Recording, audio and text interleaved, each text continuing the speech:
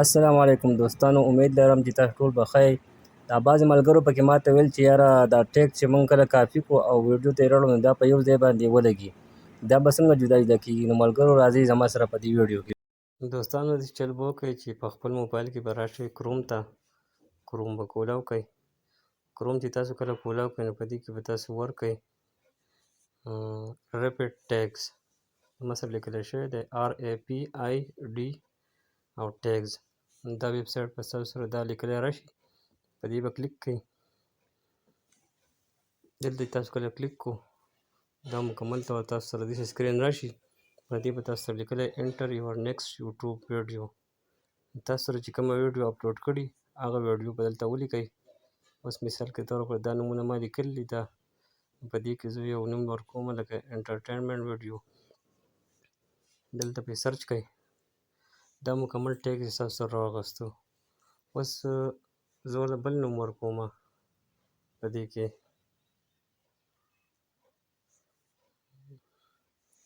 کامیډي ویډیو.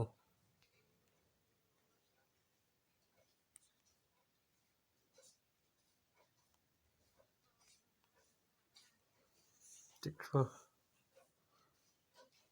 دا د کامیډي ویډیو ټیګز ما سره راواغستو. کوم نوم وله ورکوئ د کومې ویډیو، ستاسو څه قسمه ویډیو وي د هغه ویډیو نوم ورکوئ چې ما داسې قسم ویډیو جوړه کړله او د هغې ټیګز پکار دي، نو هغه دلته په دې ځای کې ورکوئ او دلته ورسره دا سرچ ورکوئ. مکمل تاسو به هغه ټیګز رالي.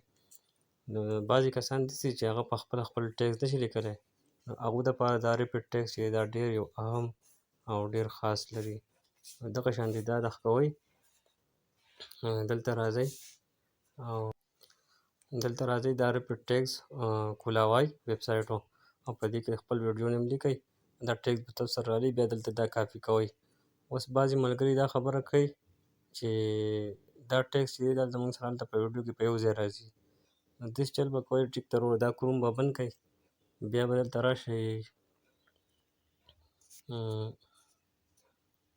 دلته به راشئ ځان سره به واټساپ کولاو کړئ یا میسنجر به کولاو کړئ. ټیک ته وروړو واټساپ ما کولاو کړو، په دې واټساپ کې به زه دا یو کس ته ولېږم. ټیک شوه. دلته به راشم، دا زما سره کاپي شوی دی، دا ما دلته سینډ کړو. ټیک شوه. اوس به زه دا دې نه مینیمایز کړم. دا چې ما کله مینیمایز کړو نو زه به دا مینیمایز کړم.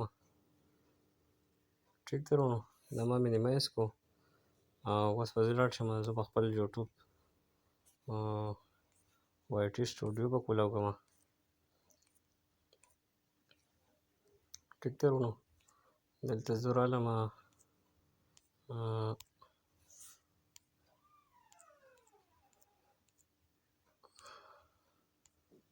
وای ټي سټوډیو یوټیوب به کولاو کړم. یوټیوب کې به خپل چینل کولاو کړم. کله چې ما خپل چینل کولاو کړو نو خپل چینل کې به ما د وای ټي سټوډیو لیکلی شوی، زه به وای ټي سټوډیو ووایم او ډایرکټ به زه لاړ شم وای ټي سټوډیو ته. دا وای ټي سټوډیو لیکلی شوی دی، زه دې د وای ټي سټوډیو ته رالم.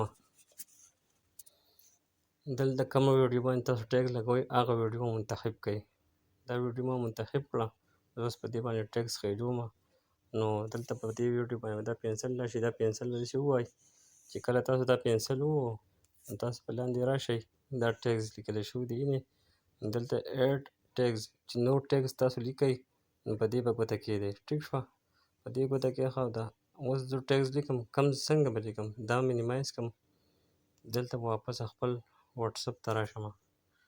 واټساپ کې داسې ما ته ښکاري او که ما ته داسې نه ښکاري، بعضې کسان نظر کمزوری نو دا دې ځان ته غټۍ کولاوی دي او دا د کامیډي ویډیو، کامیډي ویډیو، نیو فني ویډیو، فني ویډیو، نیو کامیډي ویډیو، کامیډي ویډیو ان هندي، کامیډي ویډیو هنده. دا به دې نه یو یو ټیګز به دې نه راکښوم او دلته به یې ایډ ټیګز کې لګوم. ایډ ټیګز کې دلته به یې زه لیکم او بیا د هغې نه بعد به زه دلته سیو کړم. دا زما سره به دلته سیو شي.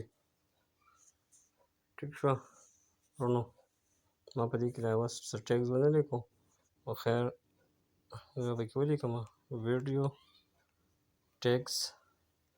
ټیک شوه. دا به دلته سیو کړم. دا زما سره سیو شو. امید لرم دوستانو چې ویډیو به مې خوښه شوي.